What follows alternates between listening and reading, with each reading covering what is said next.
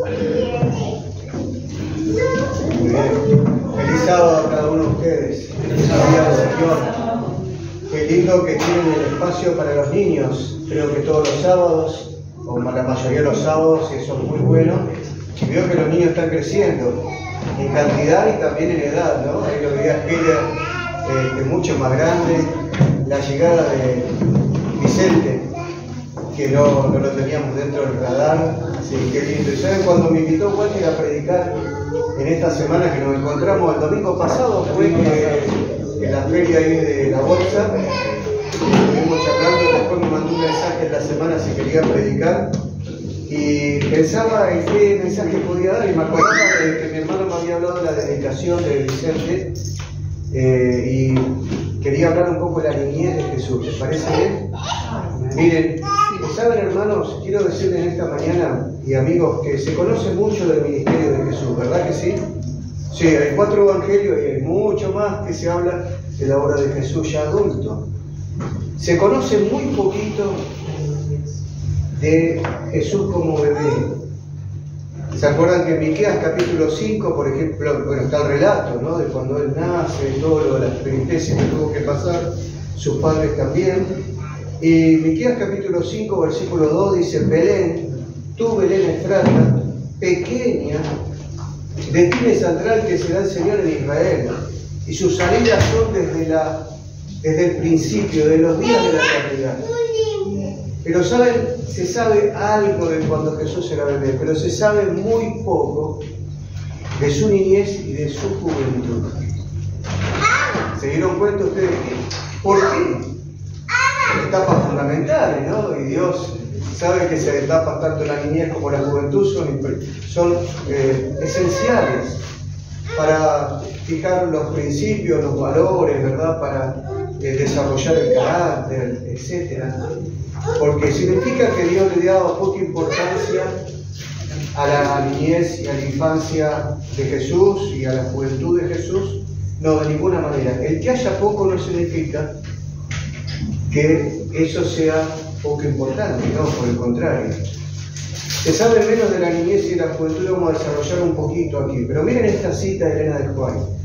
Durante todos los años de su estada en Nazaret, porque vamos a poner la mirada en Jesús en Nazaret, por ahí pasó su infancia y su juventud, hasta los 30 años. Y entonces dice, durante todos los años de su estada en Nazaret, no manifestó su poder milagroso. Esto es interesante para aquellos que buscan los milagros de Jesús. No buscó ninguna posición elevada, ni asumió títulos Jesús. Su vida, escuchen esto, tranquila y sencilla.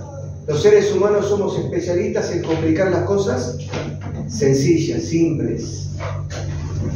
Su vida tranquila y sencilla, y aún el silencio de las Escrituras, lo que decía recién, acerca de sus primeros años, nos enseñan, el silencio de la Biblia nos enseña una lección importante. ¿Cuál es esta lección? Miren, para papis, para abuelos, para futuros. ¿Cuál es esa lección? Cuanto más tranquila y sencilla sea la vida del niño, cuanto más libre de excitación artificial y más en armonía con la naturaleza, tenemos un privilegio aquí. Recuerden que Dios no es la naturaleza, no es Dios, pero nos habla del amor de Dios.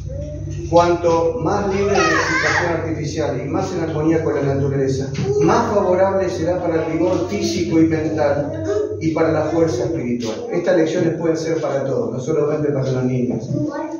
Otra cita de Elena de White: Jesús es nuestro ejemplo. Son muchos los que se espacian con interés en el periodo de su ministerio público. Muchos se espacian en dar a conocer el ministerio público de Jesús, mientras pasan por alto la enseñanza de sus primeros años. Aquí nos vamos a detener esta mañana, las enseñanzas de sus primeros años. Pero es en su vida, escuchen, familiar, donde es el modelo para todos los niños y jóvenes. Ya tenemos el modelo de Jesús en su vida familiar. Vivió, esto tiene parte de la lección de esta semana que hemos visto, vivió para agradar. en la parte de su niñez y su juventud, para agradar, honrar y glorificar a su Padre en las cosas comunes de la vida. Interesante. Empezó su obra consagrando el humilde oficio. ¿Cuál era el oficio de Jesús? Empezó su obra consagrando el humilde oficio del artesano, después lo vamos a ver mejor, que trabaja para ganarse el pan cotidiano. Estaba haciendo el servicio de Dios, tanto cuando trabajaba en el banco del carpintero, como cuando hacía milagros por la muchedumbre. Así que es importante la etapa de la niñez y juventud de Jesús. Sí, ¿tenemos lecciones para nosotros? Sí, tremendas lecciones, ¿verdad? Era tan importante ese trabajo que él hacía, su vida de niñez y de juventud, como su obra después de su ministerio público y sus milagros aquí en la tierra. Su infancia y juventud, como dijimos hoy, la pasó Jesús en Nazaret. Nazaret era una pequeña aldea que quedaba a 100 kilómetros al norte de la capital. ¿Cuál era la capital? Jerusalén.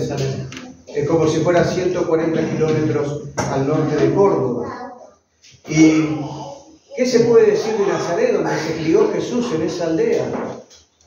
¿Cómo era esa ciudad? ¿Se acuerdan? Felipe se encontró con Natanael, le dijo: hemos encontrado a quien escribió Moisés en la ley y también en los profetas. ¿Y cómo se refirió entonces Felipe a Natanael de ese encuentro que él había encontrado? Jesús, hijo de José, de Nazaret. ¿Y cuál fue la respuesta de Natanael? Algo bueno puede salir de Nazaret. De Nazaret puede salir algo bueno. Es decir, era una población para nada ejemplar. Podíamos pensar que Jesús nació en el mejor ambiente. No era el mejor lugar. Era una población nada positiva. De hecho, se utilizaba como proverbio, ¿verdad? Van a hacer algo bueno de este lugar. Y ahí había nacido Jesús. Y durante casi 30 años moró entre los perversos habitantes de Nazaret, dice el Alfaro. Este hecho es una reprensión para los que creen que dependen del lugar, la fortuna o la prosperidad para vivir una vida sin mácula. No fue así con Jesús, no vivió allí, ¿verdad?, en Villa Libertador, San Martín o en otro lugar. No estoy diciendo nada malo con eso, ¿verdad? Es un hermoso lugar que a todos nos gustaría estar. Pero miren, dice así: la tentación, la pobreza, la adversidad son la disciplina que se necesita para desarrollar pureza y firmeza. Jesús pasó por eso. Y vamos ahora a ver dos versículos, porque dijimos que hay poco, pero lo hay en la Biblia, que hablan acerca del primero de la niñez de Jesús. Vamos a Lucas capítulo 2, si ustedes me acompañan. No se depende del lugar. No, podemos estar en cualquier ambiente. Jesús estuvo en un ambiente no tan bueno. Nazaret no era un mejor lugar, pero el Señor vivió una vida extraordinaria allí, una infancia, obviamente guiado por sus padres. Lucas capítulo 2, y es conocido el versículo 40. Lucas capítulo 2, versículo 40. Este versículo habla de la niñez de Jesús. Es decir, hasta los 12 años de Jesús. ¿Sí? A partir de los 12 años se consideraba ya un joven. Vamos a leerlo, por favor. El niño crecía y se fortalecía, se llenaba de sabiduría y la gracia de Dios era sobre él. Muy bien. ¿Cómo era la niñez de Jesús? Jesús crecía. ¿En qué aspectos? Se fortalecía, era sano Jesús, sí, era sano, estaba fortalecido, ¿verdad? Era vigoroso como niño, sí. Se llenaba de sabiduría, tenía un crecimiento como intelectual, también moral, ¿verdad? Y la gracia de Dios, el favor, la aprobación de Dios, estaba sobre quién? De Dios el Padre. Estaba sobre él. Extraordinario versículo. Es decir, tenía una niñez sencilla, tenía su vida infantil, vivía su etapa infantil, no pasó a otra etapa, y Dios era sobre él porque él crecía en sabiduría espiritual, sabiduría intelectual, moral, ¿verdad? tenía un crecimiento Jesús integral. Jesús tenía, según Elena de White, esto es muy lindo verlo, tenía un espíritu dulce en su niñez y sin egoísmo. ¿Qué más dice Elena de White? Era paciente en su niñez, era fiel y era veraz, siempre decía la verdad. Bondadoso, lecciones para nosotros, alegre y cortés con todos. Así era la infancia de Jesús. Se dice también que cuando él tenía 12 años, ya de regreso de la Pascua, ¿se acuerdan que Jesús fue esos 140 kilómetros que hoy en auto, en ruta, lo hacemos quizás probablemente en 1 hora y media o menos? Imagínense la Pascua, en las 3 fiestas principales que había en el año, donde se debían movilizar desde los lugares donde estaba, en este caso de Nazaret, en esas caravanas inmensas, ¿verdad? Donde se encontraban, iban dialogando entre los parientes, pasaban momentos para compartir la fe, donde paraban en población, donde los vecinos los esperaban, donde Jerusalén se llenaba, ¿verdad? Y tenían que armar también carpas, además de alojarse en casas. Y ahora llegan allí y pasan esa fiesta tan preciosa, espiritual, ¿verdad? Con tanto significado para Jesús, siendo en esa transición de niño a joven. Y ahora, ¿qué pasa al regreso? Al regreso, después de 3 días, se dan cuenta de que Jesús no venía en la caravana. ¿Qué piensan ustedes respecto de eso? ¿Por qué les parece que los padres perdieron de vista a Jesús? Bueno, quiero decirles que hubo un descuido de mamá y de papá. Y esos descuidos que a veces podemos tener pueden ser muy peligrosos. Por eso la iglesia trabaja mucho con el tema de abuso, ¿no? El basta de silencio. Aún en el baño, en las iglesias, hay que acompañar a los niños, ¿verdad? En todo momento hay que estar acompañando a los niños más en este tiempo. Y saben, sus papis se descuidaron porque sabían tal vez quién era Jesús. Siempre había sido obediente a ellos, de hecho también ahora lo había sido obediente, no era que él practicaba la desobediencia, pero pierden de vista a Jesús. Y ahora llegan a ese lugar y sucede algo que, estando 3 días allí no viéndolo, pensaban que estaban con sus parientes, ellos regresan muy angustiados. ¿A dónde? A Jerusalén. De donde se encontraban regresan angustiadísimos a Jerusalén. Imagínate perder un niño. Hace un tiempo en una de las iglesias, ahora estoy dejando el distrito, fui llamado a otro, me contaba alguien que en una de las iglesias, la iglesia cabecera del distrito, años atrás, llegó una mamá con un niño y el niño se fue, salió porque la iglesia tiene un parque, salió. Y toda la iglesia salió a buscarlo. Imagínense la angustia de la mamá. Lo encontraron a 5 cuadras en la puerta del hospital público. Gracias a Dios que el niño apareció. Pero ahora, con esa angustia que venía mamá y papá, llegaron a Jerusalén. ¿Y dónde lo encontraron a Jesús? En el templo, en la iglesia. Y estando allí, vamos a ver algo del relato, pero llegaron al templo, versículo 49 del capítulo 2 de Lucas. Pero vamos primero al 48. Cuando lo vieron se sorprendieron. Su madre le dijo: hijo, ¿por qué nos has hecho esto? Tu padre y yo te hemos buscado con, ¿qué cosa? Angustia tremenda, desesperación. Entonces él le dijo: ¿por qué me buscabais?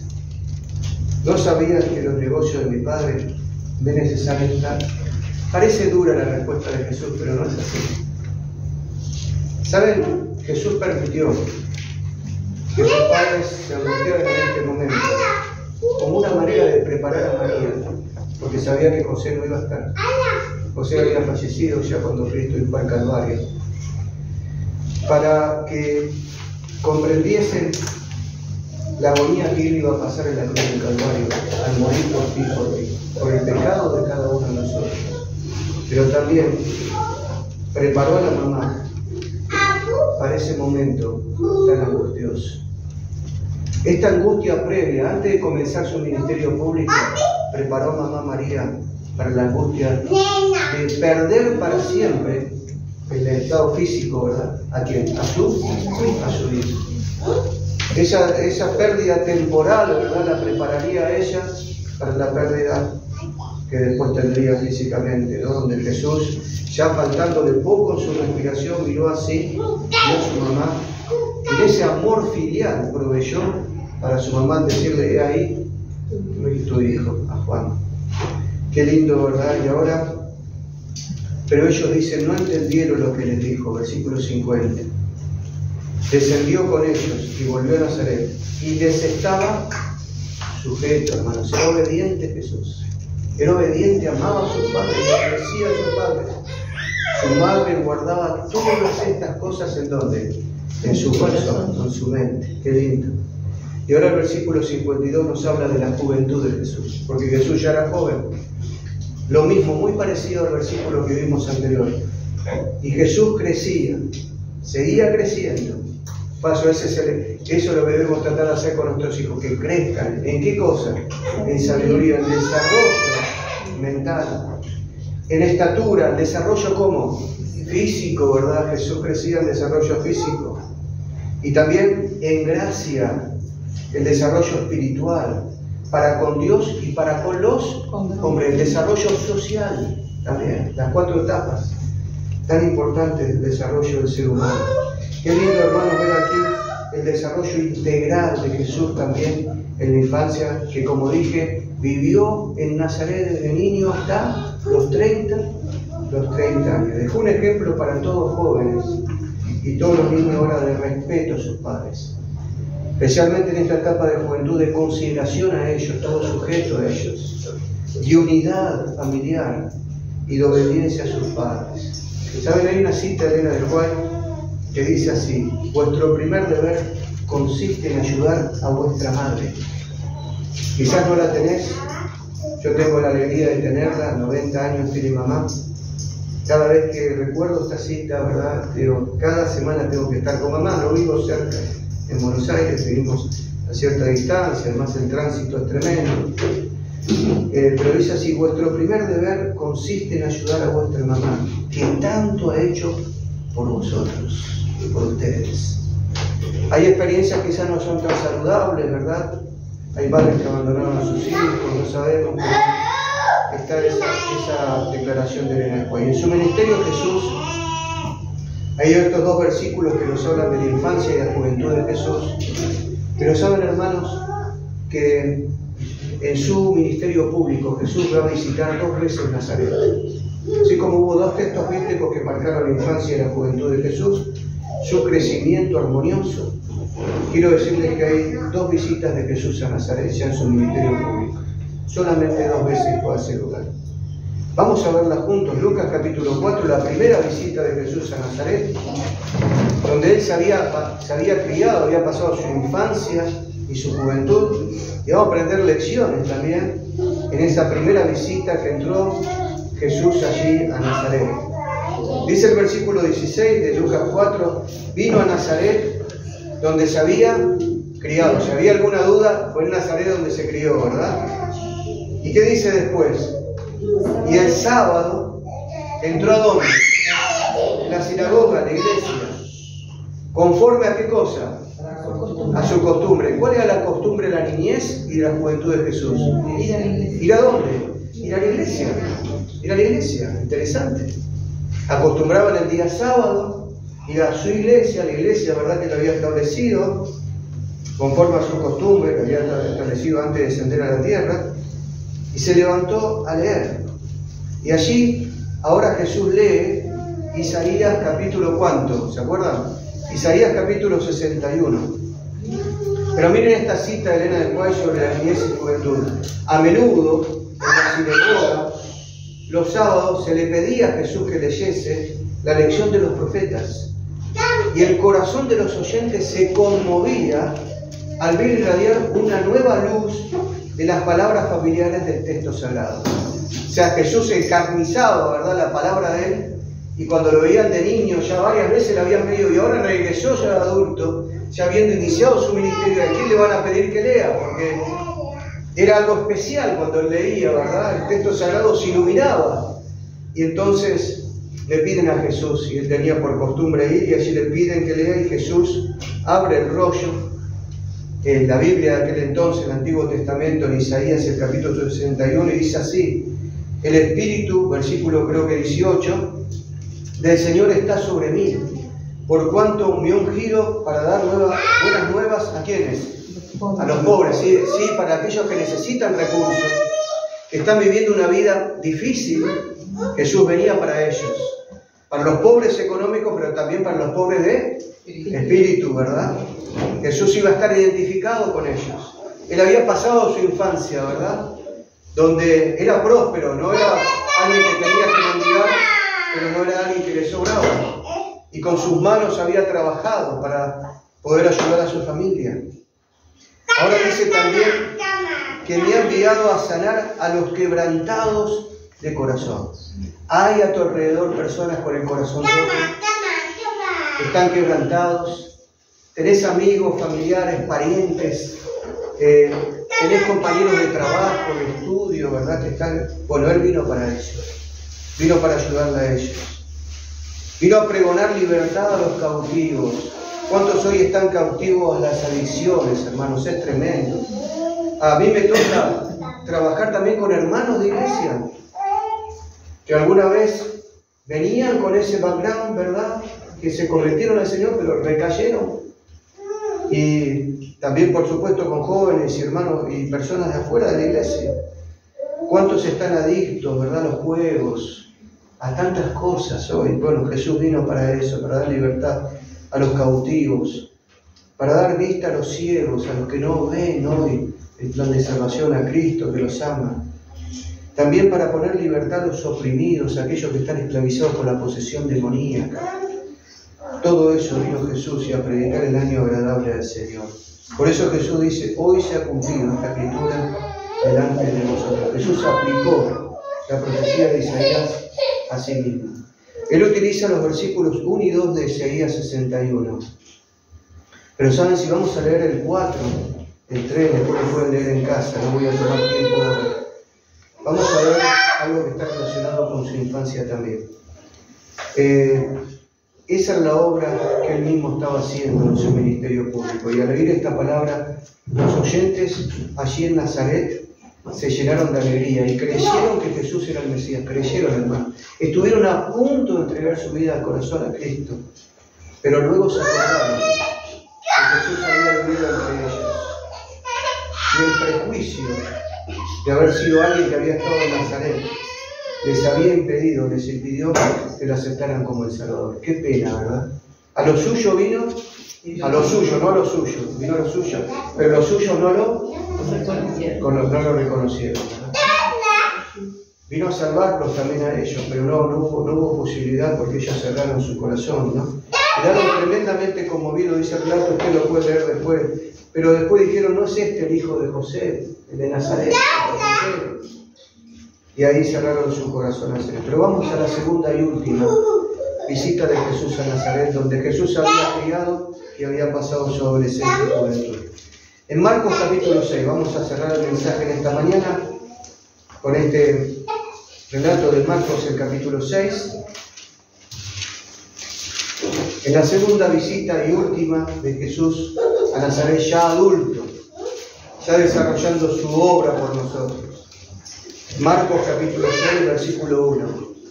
Salió Jesús de allí y vino, ¿cómo se llama ese lugar? A su tierra. ¿Dónde naciste?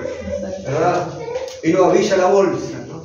Volvió, donde uno nació. Y lo seguían sus discípulos. Y cuando llegó el sábado, comenzó a ¿qué cosa? A enseñar. ¿En dónde? Otra vez Jesús, en la iglesia, en la sinagoga. Y muchos, oyéndolo, se admiraban y preguntaban: ¿de dónde saca estas cosas? ¿Y qué sabiduría es esta que le es dada? Y esos milagros que por sus manos son hechos. Y ahora viene la reflexión. ¿No es este? ¿Quién era él? El carpintero, hijo de María, hermano de Jacobo, de José, de Judas y de Simón. ¿Sabían ustedes que Jesús tenía hermanos? Medio hermanos, ¿verdad? medio hermano. Y tenía también hermanas. ¿No están también aquí con nosotros sus hermanas? En el ámbito familiar, ¿no? Ubicaban a la familia de Jesús. Y se escandalizaban de él. Pero Jesús les dijo, no hay profeta sin honra, sino en su propia tierra, entre sus parientes y en su casa. No pudo hacer allí ningún milagro, salvo que sanó unos pocos enfermos poniendo sobre ellos las manos. Y estaba asombrado de la incredulidad de ellos. ¿Saben? Yo me voy a detener en esta porción de aquí del mensaje, en el versículo 3. La pregunta, ¿no es este el carpintero, hijo de María, hermano de Jacob? Era conocido como el carpintero de Nazaret. Claro, había pasado ya 30 años allí. No es este el carpintero. ¿Saben la palabra carpintero? Traducido del original griego, se traduce como hábil labrador de madera, más precisamente con el término que utilizó Elena de Juan, artesano. Artesano. Escuche, Jesús no era simplemente un carpintero que cortaba madera en su infancia y juventud, era un artesano. Me gusta mucho ver en esta palabra del original esta característica. ¿No es este el artesano? Durante su niñez Jesús fue conocido así, el carpintero o el artesano de Nazaret, o el hijo del artesano. ¿Saben? El título carpintero identifica la labor de Jesús sin duda en el banco de tareas. Su trabajo fue honesto, fue ennoblecedor, fue hábil Jesús, por eso artesano. Fue bello el trabajo que hacía, prolijo, bien terminado, como todo lo que tiene que hacer un hijo de Dios. Procurando ser provechoso no solo para los demás, por supuesto, procuraba que eso sea de provecho para los demás, sino también para honrar y glorificar el nombre de Dios cada cosa que hacía. ¿No nos hace pensar en esto en nuestro diario vivir? ¿Cómo nos ven los demás nuestro trabajo, verdad? Somos realmente honestos, nobles, hábiles, hacemos bien nuestro trabajo, nos esperamos. Procuraba hacerlo siempre con alegría para gloria de Dios, para servicio de los demás. Como un gran artesano, hermanos, sus obras se distinguieron por su calidad. Jesús tenía calidad en lo que hacía.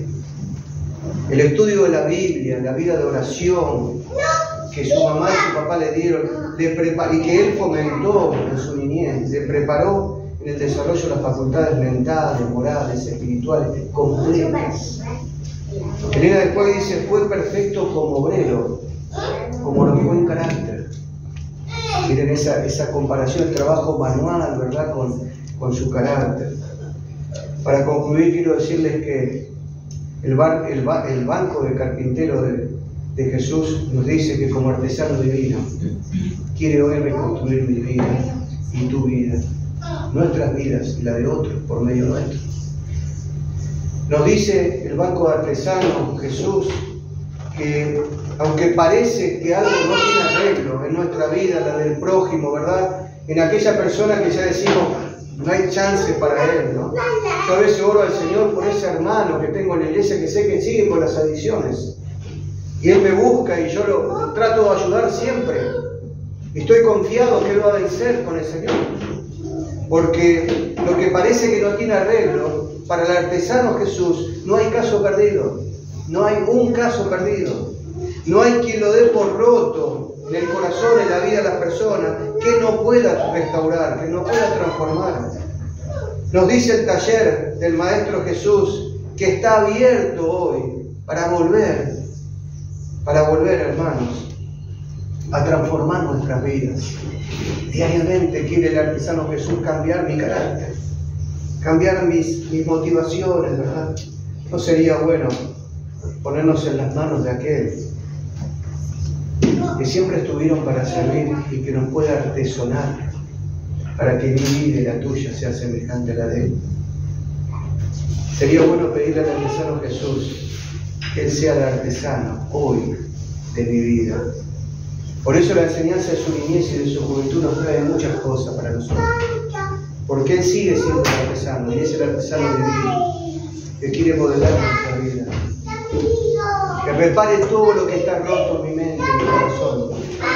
La La especialidad de Jesús, hermanos, desde niño, desde la adolescencia, la juventud y toda su vida, es reconstruir la vida de otros. Que la oración sea, Señor, que el carpintero maestro de Nazaret nos transforme en piezas redimidas y nos ayude para ser agentes de restauración para la vida de otros.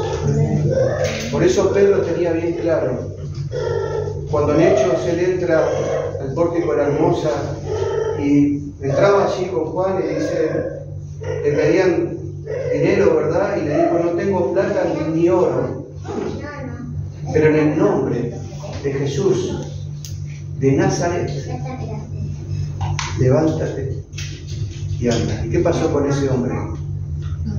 Fue restaurado, el artesano de Nazaret. Hizo esa obra, no Pedro ni Juan, ni ustedes ni yo. Que Él pueda ser el artesano cada día, en tu vida y en mi vida. Que el Señor te bendiga en esta mañana. Amén. Amén.